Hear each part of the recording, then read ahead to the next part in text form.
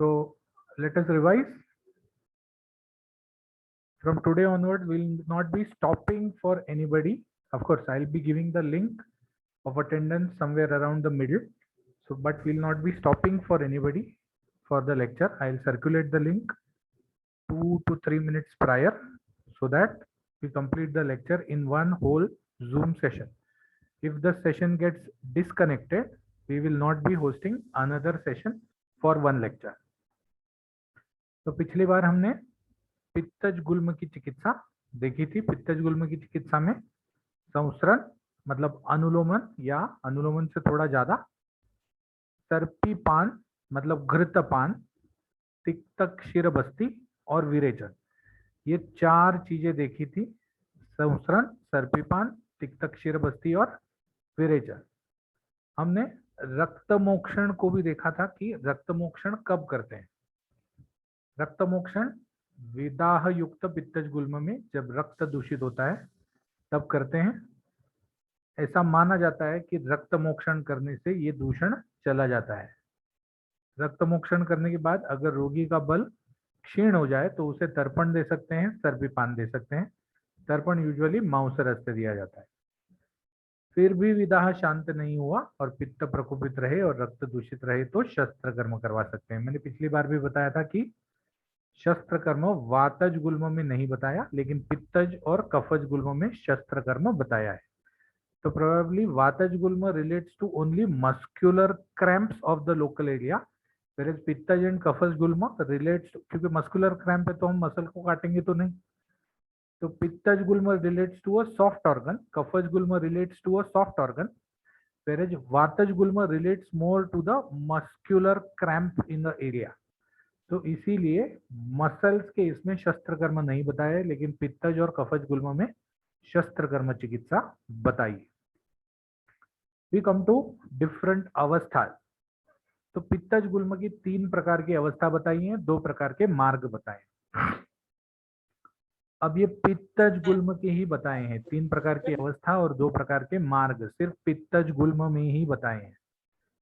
इसका मतलब ये है कि जो, जैसे मैंने पहली बार भी बताया था कि पिंपल जैसा पहले हार्ड रहता है, फिर थोड़ा सॉफ्ट होते जाता है और फिर ऊपर पस आके पक जाता है। So this is how a pimple happens. That is because initially there is inflammation due to the infection. Why there is an inflammation? Inflammation is because the infection should not spread. Infection spread नहीं होना चाहिए. So it is arrested at a particular place. All the lymph and WBCs, the immunomodulatory different cells are poured into that area. उस area में lymph is a major carrier of WBCs. तो WBCs और जो भी immunomodulatory cells हैं वो उस area में पोर कर दिए जाते हैं. It is flushed. That area is flushed with all these, and then what happens? Then the battle begins. WBCs और जो भी इंफेक्शन है उसमें बैटल चालू हो जाता है. ये बैटल जो है उसमें WBCs इंफेक्शन को खत्म कर देते हैं और फिर जो भी डेड सेल्स हैं या डेड WBCs हैं या डेड जो सेल्स हैं वो पस करके वहां पर बाहर आ जाते हैं या पस जम जाता है उसका. तो पस is nothing but dead WBCs. तो इसमें ये सब तभी होता है जब भी there is a infectious origin in the area. तो पित्तज गुल्म में जब उन्होंने सेम 3 अवस्थाएं बताई हैं तो इसका क्लियर इंडिकेशन ये मिलता है कि पित्तज गुल्म relates to something which is infectious. उन्होंने कफज गुल्म में ये नहीं बताया. अपक्वावस्था, पच्चमानावस्था, पक्वावस्था ये कफज गुल्म में नहीं बताया, ये वातज गुल्म में नहीं बताया. ये स्पेसिफिकली उन्होंने पित्तज गुल्म के आसपास ही बताया है. तो इसीलिए we can infer that probably पित्तज गुल्म is something which relates to the infectious event in the abdomen. तो पित्तज गुल्म वाली अवस्थाएं 3 प्रकार की हैं. एक अपक्वावस्था, एक पच्चमानावस्था और एक पक्वावस्था. जैसे पिंपल में होता है सेम 3 अवस्थाएं पित्तज गुल्म में होती है. अपक्वावस्था में वो गुल्म जो होता है वो गुरु होता है, भारी होता है. because there is a lot of inflammation, there is a lot of lymph which is poured in. कठोर होता है, गंभीर होता है. कठोर का मतलब hard, again because of the turgidity skin वहां पर टर्जिड हो जाती है, मतलब कठोर हो जाती है. बहुत सारा WBC का मतलब बहुत सारे WBC पोर करके वहां स्टोर कर दिए जाते हैं, तो धीरे धीरे धीरे धीरे स्किन कठोर होते जाती है. गंभीर, गंभीर मतलब वो ऊपर से जितना दिखता है उससे ज्यादा नीचे तक रहता है, गंभीर. लेकिन अभी भी जो गुल्म है वो त्वक वर्णी है, मतलब the skin has been stretched but there is no पच्चमा, मतलब the fight has not begun, the armies have started accumulating. तो त्वक वर्णी होता है, स्निग्ध होता है. स्निग्ध कारण यह है because the skin is stretch, so the oil glands start, the pores are open, oil glands start more function, oil start secreting outside. तो अपक्व गुल्म में ट्रीटमेंट के लिए हमको विमलापन करना चाहिए. विमलापन कफज गुल्म में भी बताया है. विमलापन इज समथिंग विच कफज गुल्म में भी बताया है. व्हाट इज विमलापन? विमलापन is nothing but spreading the area which is infected. Why spreading? क्योंकि WBC को बड़ा मैदान मिल जाता है ये करने के लिए. And if the pus is formed, it is absorbed back into the body. तो इसीलिए अगर विमलापन मतलब जोर से दबाकर, अगर उसको दबाकर उसको स्किन को ये कर देंगे, फ्लैट कर देंगे, तो अपक्व गुल्म में WBCs spread over a larger area, and because they spread over a larger area, तो पस एक पर्टिकुलर जगह पे फॉर्म नहीं होता. अगर बहुत सारे एरिया में फॉर्म हो गया है तो बॉडी उसको धीरे धीरे एब्जॉर्ब कर लेती. तो अपक्वावस्था के बाद आता है पच्चमानावस्था. पच्चमानावस्था मतलब when the battle has begin, when the WBC have started fighting with the infection. पच्चमानावस्था में दाह होता है, शूल होता है, पीड़ा होती है, क्षोभ होता है, ज्वर होता है. So the body has recognized the infection. Body has recognized the infection and now it is so very turgid. वो स्किन के पास इतना भारी मात्रा में सामान पहुंच गया है कि now उसमें नर्व एंडिंग्स जो है वो नर्व एंडिंग्स इरिटेट होना चालू हो जाते हैं. इरिटेट होना चालू हो जाते हैं. द राइज और द जो भी फूला हुआ चीज है वो स्किन का मैक्सिमम लेवल पे चला जाता है. नर्व एंडिंग्स इरिटेट होना चालू हो जाते हैं. इसीलिए लोकली दाह, शूल, पीड़ा और क्षोभ जैसे लक्षण दिखाई पड़ते हैं. Because all these are what? All these are all irritation of the nerve endings. तो दाह, शूल, पीड़ा और क्षोभ जैसे लक्षण दिखाई देते हैं. ज्वर आता है because the body has recognised to help the WBCs and to reduce the number of infection causing organisms. The body starts heating itself. जैसे हम पानी गर्म करके organisms को मारते हैं, वैसे body starts heating itself so that the growth and the multiplication of the organism stops, so that less amount of WBCs can kill it. तो पच्चमानावस्था में नर्व एंडिंग इरिटेशन होता है और ज्वर आता है. उसके बाद आती है पक्वावस्था. पक्वावस्था में क्या होता है? पक्वावस्था is when the battle has already been over. The battle is over. So WBCs have already killed all those infection and the अब मतलब ज्यादा सेलुलर लिक्विड्स पोर करने का कोई मतलब नहीं है. तो झुर्रियां आती है. जो स्किन ऑलरेडी फूली हुई है उसके नीचे से सेलुलर लिक्विड एब्जॉर्ब होना चालू हो जाता है. तो जो फैली हुई या स्ट्रेच्ड स्किन है वो नरम पड़ जाती है. नरम पड़ने से क्या होता है? झुर्रियां आती है वहां पर. शूल शांत हो जाता है क्योंकि झुर्रियां आती है, इसका मतलब स्ट्रेचिंग चला गया. स्ट्रेचिंग चला जाने के बाद वहां की नर्व एंडिंग शांत हो जाती है, तो शूल शांत हो जाता है. मृदु हो जाता है वो जो हार्ड था पहले. पच्चम अपक्वावस्था में सबसे हार्ड, पच्चमान अवस्था में भी हार्ड होता है, लेकिन अभी पक्वावस्था आ गई, सेलुलर लिक्विड चला गया, skin is coming back to normal. So मृदु अवस्था आ जाती है. मृदु अवस्था, नरम पड़ जाता है. द बिकॉज झुर्रियां आ गई है तो pores have also have closed, oil glands pores have also closed, therefore oil is not secreted properly. तो इसीलिए कंडू, ड्राइनेस आ जाता है तो कंडू होना चालू हो जाता है। और पक्वावस्था में जो गुल्म है, how it becomes, the ends are still turgid but the middle portion में वो कॉन्केव हो जाता है, मिडिल पोर्शन में कॉन्केव हो जाता है। I show you by a drawing how it comes. This is what is the, suppose this is the apakvaavastha of the gulma, then this is the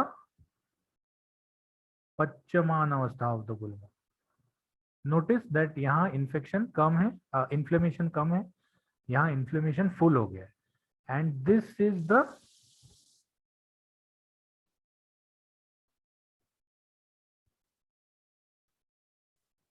पक्वा, sorry disconnect हो गया था। तो I hope everybody has seen those three अवस्था। बीच से वो नीचे चला जाता है। सो ये पक्वावस्था है। तो पित्तज गुल्म में तीन प्रकार की अवस्थाएं होती है। नाउ पित्तज गुल्म के दो मार्ग भी बताए हैं, पित्तज गुल्म के दो मार्ग भी बताए हैं, एक अंतर्मुखी और एक बहिर्मुखी, या अंतस्थ और बहिस्थ। अब ये अंतस्थ और बहिस्थ है क्या चीज? अंतस्थ मतलब जब इन्फ्लेमेशन जो है वो अंदर के ऑर्गन्स में होता है, जिसका एंडिंग या जिसका मुंह या जो फूटने वाला अंदर की तरफ है, और बहिस्थ वो है जो बाहर की तरफ फूटता है। तो अंतस्थ पित्तज गुल्म जो है वो that can be correlated with maybe diverticulitis या फिर क्रोन्स डिसीज, बट बहिस्थ can be correlated with a subcutaneous infection, subcutaneous infection जिसमें जैसे पाइलोनोइडल साइनस है, या जैसे अलग अलग प्रकार के विद्रधियां हैं, विद्रधि जो स्किन के नीचे होती है, स्किन के नीचे होती है और जो गुल्म के आकार की लेती है, उसमें भी दर्द होता है, बट दे आर सबक्यूटेनियस। तो बहिस्थ या बहिर्मुखी जो है वो ज्यादा तकलीफ देने वाली नहीं होती, बिकॉज दे आर सबक्यूटेनियस, या फिर उससे जान को कोई जोखिम नहीं होती। बट अंतस्थ जो है उससे जान, because you can have a toxic abdomen if things are ruptured inside. तो अंतस्थ में उन्होंने क्या बोला है? अंतस्थ में उन्होंने बोला है कि हृदय और कुक्षी में शोथ होता है। नाउ हियर बाय द हृदय they mean the upper part of the abdomen. यहां पर और कुक्षी में शोथ होना अंतस्थ विद्रधि का मार्ग है, जबकि बहिस्थ विद्रधि जो है, जो सबक्यूटेनियस है, वो स्किन की तरफ या कुक्षी की तरफ, बाहर की तरफ उसका मुंह होता है, जिसका पस जो है वो बाहर की तरफ निकलता है।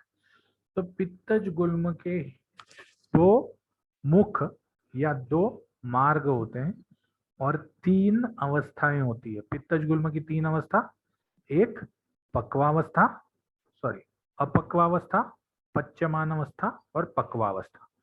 और पित्तज गुल्म के दो मार्ग, एक अंदर की तरफ खुलने वाला दैट इज अंतर्मुखी या अंतस्थ गुल्म, और एक बहिर्मुखी बाहर की तरफ खुलने वाला या बहिस्थ गुल्म।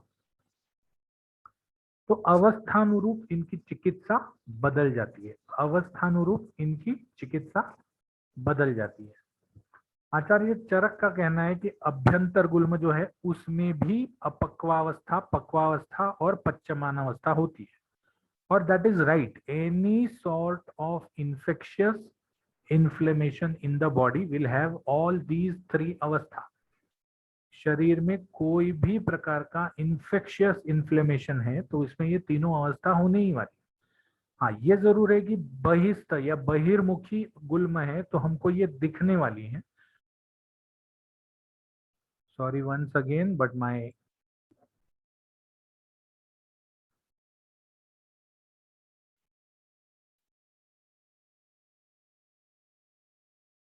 तो पित्तज गुल्म अवस्थानुरूप, अभ्यंतर गुल्म में भी पक्वावस्था आती है और बाह्य गुल्म में भी पक्वावस्था आती है।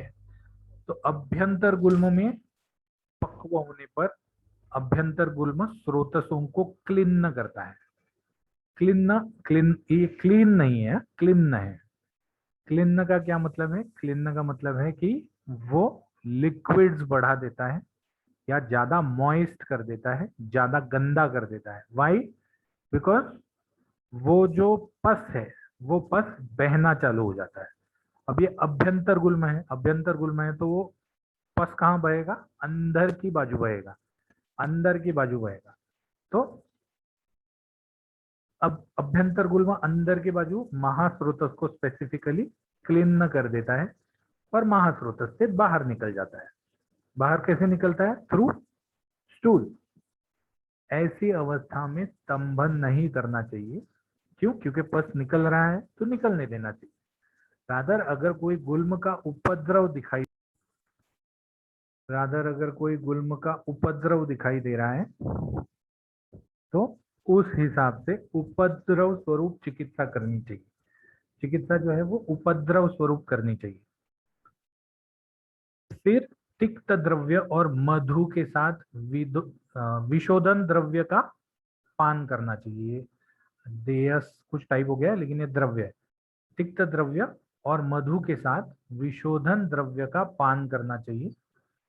तिक्त द्रव्य क्यों? क्योंकि तिक्त द्रव्य, तिक्त रस जो है वो रोपण है। तिक्त रस जो है वो रोपण है, मतलब अंदर की तरफ अगर कुछ विद्रधि पटने से व्रण हो गया है तो उसको ठीक करना या उसका रोपण करने का काम तिक्त द्रव्य करेगा। मधु भी लेखन द्रव्य है। एक तो खाने के लिए है, आहारीय द्रव्य है, और लेखन द्रव्य है। तो अगर अंदर की तरफ कोई विद्रधि है या फिर कोई suppurative infection, what do you mean by suppurative infection? Suppurative infection in which pus is flowing out. तो अगर कोई सुपुरेटिव इन्फेक्शन है तो मधु देना चाहिए। मधु लेखन है, तो जितना भी बचा कुचा पस है उसको लेखन करके निकाल देगा, खरोच खरोच के निकाल देगा। और फिर तिक्त द्रव्य देने चाहिए। तिक्त द्रव्य वहां पर रोपण का काम करते हैं। तिक्त द्रव्य भी वहां पर लेखन और रोपण का काम करते हैं। साथ ही साथ विशोधन द्रव्य का पान करना चाहिए। विशोधन क्यों? क्योंकि जो बचा कुचा पस है उसको मधु लेखन कर देगा, और मधु लेखन करने के बाद विशोधन द्रव्य से व्हाट हैपन्स इज, बच्चा कुचा जो पस है वो निकल जाएगा। पश्चात अंतविद्रधि के समान रोपण चिकित्सा करे। तो इवन चरक एक्नॉलेजेस दैट गुल्म, पित्तज गुल्म may possibly be an अंतविद्रधि। अब फिर अंतविद्रधि है तो इसको गुल्म क्यों कहा गया है? तो अंतविद्रधि में ही ले सकते हैं। विद्रधि और गुल्म में बेसिक फर्क ये बताया उन्होंने कि विद्रधि जो है वो दिखती नहीं है, वेरस गुल्म जो है उसमें उत्सेद दिखता है। तो विद्रधि के समान रोपण चिकित्सा करने पर पित्तज गुल्म अवस्थानुरूप चिकित्सा कर सकते हैं। So I am sharing the link for attendance because we have the maximum number of people.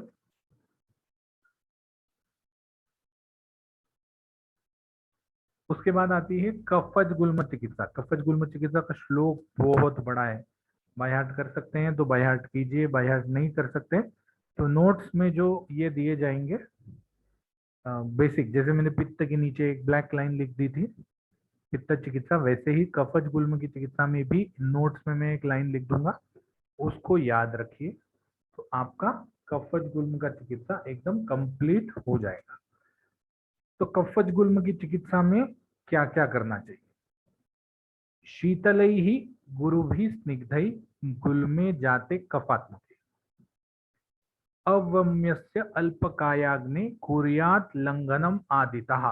मतलब शीतल गुण से या गुरु गुण से या स्निग्ध गुण से गुल्म अगर उत्पन्न होता है तो वो कफज गुल्म माना जाता है।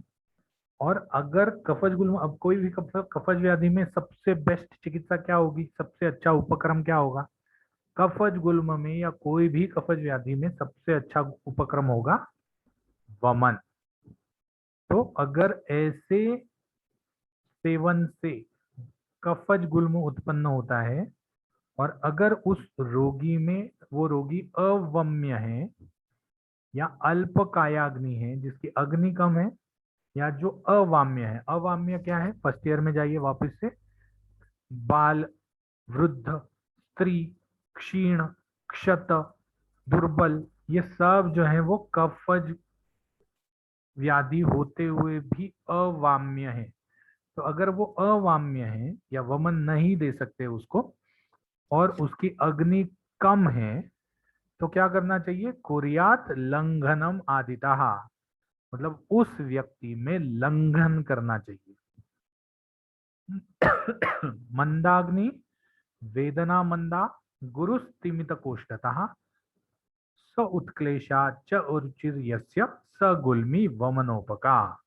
तो वमन किसको देना चाहिए, वमन उसको देना चाहिए जिसकी अग्नि तो मंद है लेकिन वेदना भी मंद है, शूल भी मंद है, और जो गुल्म है वो गुरु है, भारी है, स्तिमित है, ठंडा है, और जिसके पेट में उत्क्लेश हुआ है, जिसके आमाशय में कफ का उत्क्लेश हुआ है और जिसको अरुचि है, तो ऐसे रुग्ण में हम वमन करवाने के लिए गुल्म की चिकित्सा करवाने के लिए हम वमन का उपयोग कर सकते हैं।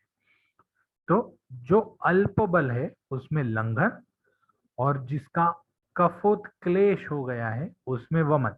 मैंने पहले भी बता दिया था कि वायु का रक्षण करना चाहिए, तो अगर उत्क्लेश नहीं है, उत्क्लेश नहीं है तो वमन करवा के कोई फायदा नहीं। उसके बाद मतलब वमन और लंघन हमने समझ लिया। उष्णैर एव उपचार्यश्च कृते वमन लंघने, मतलब वमन या लंघन देने के बाद रोगी को उष्ण उपचार देने चाहिए। अब उष्ण उपचार मतलब क्या है, ठंडी से दूर रखो, गर्म कपड़े डाल के रखो, पंखा बंद करके रखो, गरम गरम चाय कॉफी या गरम गरम सूप पिलाओ, ये जो है ये उष्ण उपचार है। उष्ण एव उपचर्यश्च कृते वमन लंघने, वमन और लंघन करने के बाद उष्ण उपचार करने को बोला है। योज्यश्च आहार संसर्गे भेषजे कटु तिक्तके, ऐसा उष्ण आहार देने के बाद कटु और तिक्त गुण वाले भेषज, ऐसे द्रव्य जो कटु और तिक्त गुण वाले हैं उनको देना चाहिए। स अनाह सविबंध गुल्मम कठिनम उन्नतम दृष्ट्वाद आदो स्वेद युक्तद्या निन्नम च विलयेद भिषक, मतलब अगर रोगी को आनाह ज्यादा है, मल विबंध है, तो और गुल्म कठिन है, उन्नत है, तो उसमें दृष्टवा ये सब लक्षण अगर दिखें तो आदव उस सबसे पहले स्वेदयेत युक्त्या, स्वेदन करना चाहिए, स्विन्नम च विलयेत भिषक, और स्वेदन करने के बाद विलयन या विमलापन करना चाहिए, विलयन या विमलापन करना चाहिए। पक्वावस्था अपक्वावस्था में जो विमलापन हम करते हैं वैसे ही हम, जब एरिया बड़ा होता है तो जैसे पिंपल में हम उंगली से विमलापन कर सकते हैं, लेकिन जब एरिया बड़ा होता है तो हमको पूरे हाथ से दबा के रगड़ के उसको विलयन करना पड़ता है। विलयन करने से क्या होता है, कुछ नहीं होता, विलयन करने से सिर्फ हम एरिया बढ़ा देते हैं ताकि वहां की सूजन जो है it gets distributed evenly, the war field becomes bigger. तो सबसे पहले जैसे वहां पर विरेचन, संसरण, पित्तज में विरेचन, संसरण, तिक्त क्षीर बस्ती और सर्पिपान था, वातज में अनुवासन, निरूह और स्नेह स्वेद था, वैसे ही कफज गुल्म में लंघन, वमन और उष्ण उपचार, उसके बाद कटु तिक्त रसात्मक भेषज और स्वेदन, यहाँ स्नेहन नहीं मेंशन है, स्वेदन। लंघन उल्लेखन स्वेदो कृताग्नौ संप्रदुक्षिते कफ गुल्मी पिबेत काले सक्षार कटुकम घृतम। अब लंघन, उल्लेखन मतलब विलयन, स्वेद वगैरह देने के बाद जब अग्नि संप्रदुक्षित मतलब अग्नि प्रदुक्षित हो जाती है, अग्नि बढ़ जाती है, तो कफ गुल्मी में योग्य काल में सक्षार कटुकम घृतम, क्षार और कटु रसात्मक द्रव्यों का घृत देना चाहिए। स्थानात अपसृतम ज्ञात्वा कफ गुल्मम विरेचनैः स्नेह बस्तिर अभिर्वापी शोधयेत दशमूलिके। मतलब अगर कफज गुल्म अपना स्थान बदल देता है या अपने स्थान से अपसृत या अपने स्थान से निकल जाता है, अपने स्थान से च्युत हो जाता है, तो कफ गुल्म में विरेचन देना चाहिए। क्यों? तो अपने स्थान से निकल गया तो शायद वो जो है वो डिसलॉज हो गया है, डिसलॉज हो गया तो उसको नीचे की तरफ जोर लगा के हैष्या कर देना चाहिए, जोर लगा के उसको विरेचन कर देना चाहिए। स्नेह बस्तिर अभिर्वापी शोधये दशमूल के। अगर विरेचन नहीं दे सकते कोई रीजन से, तो दशमूल काढ़े का अस्थापन बस्ती देना चाहिए, ताकि विरेचन अयोग्य हो सकते हैं। तो ऐसे रुग्ण में दशमूल काढ़े का आस्थापन बस्ती देने से भी जोर से उस गुल्म का शोधन हो जाएगा या शरीर से बाहर निकल जाएगा। मंदाग्ने अवानिले मूढ़े ज्ञात्वा स्नेह सस्नेहम आशयम गुटिका चूर्ण निर्यूहा प्रयोज्य कफ गुल्मिनाम। मतलब अग्नि मंद हो जाने पर या अनिल मतलब वात जो है वो मूढ़ या अनुलोम होने वाले हो जाने पर ऐसा समझना चाहिए कि आमाशय जो है उसमें स्नेह बढ़ गया है। तो उस समय पर हम गुटिका और चूर्ण अलग अलग कफनाशक कटुतिक्त कषाय रसात्मक अलग अलग गुटिका और चूर्णों का उपयोग कर सकते हैं। लास्ट लाइन सबसे इंपॉर्टेंट है, क्योंकि कफज गुल्म ऐसा है, पित्तज गुल्म में या वातज गुल्म में उन्होंने क्षार कर्म, अग्नि कर्म या अरिष्ट प्रयोग का वर्णन नहीं किया है। क्षार कर्म स्पेसिफिकली 2 जगह बताया है, एक कफज गुल्म में और एक रक्तज गुल्म में। तो कृत मूलम अगर वो अपनी जगह बैठा हुआ है, महावास्तु अगर वो महावास्तु मतलब अपनी जगह फैला रहा है, कठिनम स्तिमितम गुरुम, कठिन है, स्तिमित है मतलब ज्यादा गर्म नहीं है, ठंडा है, और गुरु लग रहा है, भारी लग रहा है, तो जयेत कफकृतम गुल्मम क्षारारिष्ट अग्निकर्म भी। ऐसे गुल्म को जयेत मतलब जीतना कैसे चाहिए? क्षार, अरिष्ठ और अग्निकर्म से। क्षार सबको पता है, क्षार पलाश क्षार वगैरह रस्य शास्त्र में आपने बनाया होगा। चीजों को भस्म करके उसको शुक्त में डाल के, कोई फर्मेंटेड या एसिडिक मीडियम में डाल के उसको सुखाना क्षार बनाने की विधि होती है। कोई एसिडिक मीडियम में डाल के, जैसे पलाश के मूल को जला दिया, उसके बाद उसको एसिडिक मीडियम में डाल दिया और एसिडिक मीडियम को डाल के उसको सुखा दिया। तो that is one of the best ways of preparing क्षार। अरिष्ट भी सबको पता है, अरिष्ट भी आपने रसशास्त्र में बनाया होगा, द्राक्षारिष्ट या मध्वारिष्ट या अमृतारिष्ट, कुछ ना कुछ अरिष्ट बनाया होगा। तो अरिष्ट इज नथिंग बट तीक्ष्ण उष्ण, मध्य का गुण यूज होता है उसमें, उसमें मध्य का गुण यूज होता है। It is a alcoholic extract of the drug, it is a alcoholic extract of the drug. तो मध्य तीक्ष्ण उष्ण होने से कफ का नाश बहुत अच्छी तरह से कर देता है, साथ ही साथ सूक्ष्म व्यवायी और विकासी होने से अलग अलग स्रोतों में बिंदास घुस जाता है। It is very easily absorbed, ठीक है। और अग्निकर्म मतलब दाह, विदाह देना या जला देना, ये अग्निकर्म है। तो कफज गुल्म में ये तीनों चीजों का प्रयोग बताया है। पित्तज गुल्म में शस्त्र कर्म बताया है, इवन कफज गुल्म में भी शस्त्र कर्म बताया है, ठीक है। तो कफज गुल्म की चिकित्सा में शस्त्र, अग्नि, क्षार और अरिष्ट का प्रयोग। तो अब क्षार का प्रयोग कब करना चाहिए? क्षार का प्रयोग तब करते हैं जब गुल्म विस्तृत हो, बड़ा हो, जड़ हो, गुरु हो, भारी हो, कठोर हो। ऐसे कफज गुल्म में 2-3 दिन में एक बार 2-3 दिन में एक बार क्षार का प्रयोग करना चाहिए। मतलब क्षार का प्रयोग करें, फिर 2-3 दिन का गैप दे दें, फिर क्षार का प्रयोग करें। कारण क्या है? बिकॉज क्षार जलाने वाला है। तो जो जलाने वाली चीज है उसको अंदर एक बार डाल देते हैं, गुल्म को एक बार वो जला देता है, लेकिन वो बाकी नॉर्मल चीजों को भी जला देता है। तो उसको भरने के लिए 2-3 दिन का गैप देते हैं।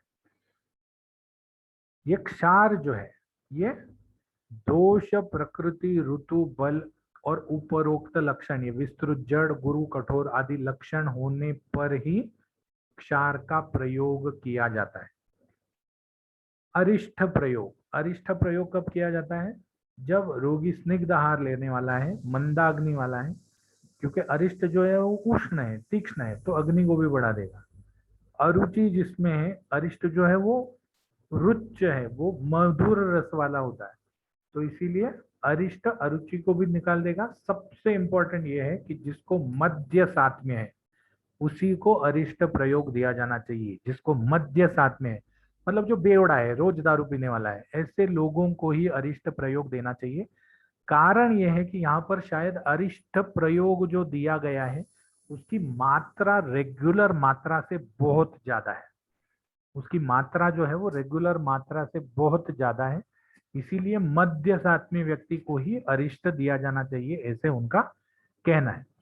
लास्ट में वी कम टू अग्नि प्रयोग।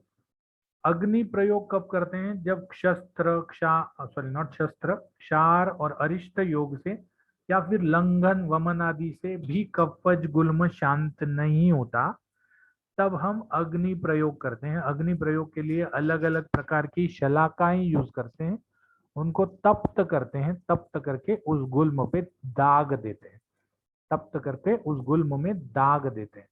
दाग देने के बाद क्या हो जाता है? दाग देने के बाद वो गुल्म में व्हाट हैपन्स, अगर आपने कहीं दाग दे दिया तो nerve endings secrete a hormone which reduces the pain, साथ ही साथ the skin becomes, skin contract. अगर कोई जला हुआ पेशेंट आपने देखा है, स्किन कॉन्ट्रैक्ट हो जाती है। तो because the skin contract there is a upward pressure from the skin on the गुल्म, जिसके वजह से वो गुल्म शांत हो जाता है, because there is a upward pressure. तो कफज गुल्म की चिकित्सा में उन्होंने स्निग्ध आहार, मंदाग्नि और मध्य साथ में होने वाले को अरिष्ट प्रयोग, किसी भी पेशेंट को जो योग्य दोष, मतलब कफ दोष, कफ प्रकृति, हेमंत ऋतु या वसंत ऋतु जिसमें बल अच्छा हो, ऐसे समय पर क्षार प्रयोग। और किसी भी चिकित्सा का उपयोग अगर नहीं हो तो उस समय पर अग्नि प्रयोग करके ट्रीट करने को बोला गया है। इसके बाद आती है रक्तज गुल्म की चिकित्सा। अब रक्तज गुल्म की चिकित्सा बहुत ईजी है, चिकित्सा ही मत करो, रक्त गुल्मे पुराण तुम सुख साध्य लक्षणम। तो 10 मास तक भी अगर उस व्यक्ति में गुल्म रहे तो 10 मास के बाद शनेह नहीं स्नेह, 10 मास के बाद स्नेह स्वेद पूर्वक विरेचन करवाएं, ऐसा उनका कहना है। पलाशक क्षार का यमक, देखो क्षार दो जगह यूज हुआ है, एक कफज गुल्म में और एक रक्तज गुल्म में। रक्तज गुल्म में जहां जहां भी ट्रीटमेंट देखी है तो ऐसा देखने को मिलता है कि सब तीक्ष्ण उष्ण द्रव्य यूज हुए हैं, लेकिन 10 मास के बाद। एक कारण ये भी हो सकता है 10 मास तक रुकने का कि 10 मास में अगर what is the time period what Charaka has said in for delivery, शारीर स्थान याद करो, सेकेंड ईयर के शारीर स्थान में उसने कहा है कि 10 महीने का डिलीवरी पीरियड होता है। अगर 10 महीने तक डिलीवरी हो जाए तो ठीक है, नहीं तो फिर गर्भ जो है वो शल्य हो जाता है। तो 10 महीने के बाद सर्जरी करने को कहा गया है या गर्भ को निकालने को कहा गया है। तो 10 मास के बाद स्नेह स्वेद पूर्वक विरेचन, पलाशक क्षार का यमक, पलाशक क्षार या नीलोत्पल क्षार से योनि शोधन। अब यहाँ पर योनि से मैंने पहले भी कहा था, योनि is the full reproductive system of the female.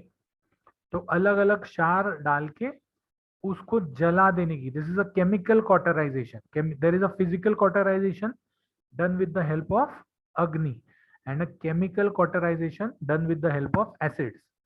तो this is a chemical cauterisation, जब अलग अलग प्रकार के क्षार डाले गए हैं, यहाँ भी उन्होंने 2-3 क्षार बताए हैं। देखो, एक पलाशक क्षार जो बहुत स्ट्रॉन्ग है, शायद कफ प्रकृति के व्यक्ति में यूज कर सकते हैं, और एक नीलोत्पल शाल, मतलब नील कलर, नीला कमल का क्षार, नीले रंग के कमल का क्षार, जिससे योनि शोधन करने को बोला है।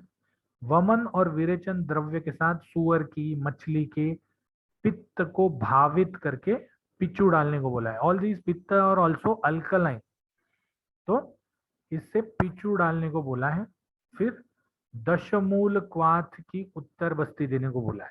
उत्तर बस्ती directly in the reproductive tract. तिक्त घृत का अनुवासन देने को बोला है। रक्त बहे तो तर्पण चिकित्सा, उसके पश्चात स्तंभन। ये सब करने के बाद अगर रक्त बहता है तो तर्पण, उसके पश्चात स्तंभन, और न बहे तो गुल्म का भेदन। We will again revise this slide next time. So the time is over. Thank you so much for attending the lecture. Have a very nice day.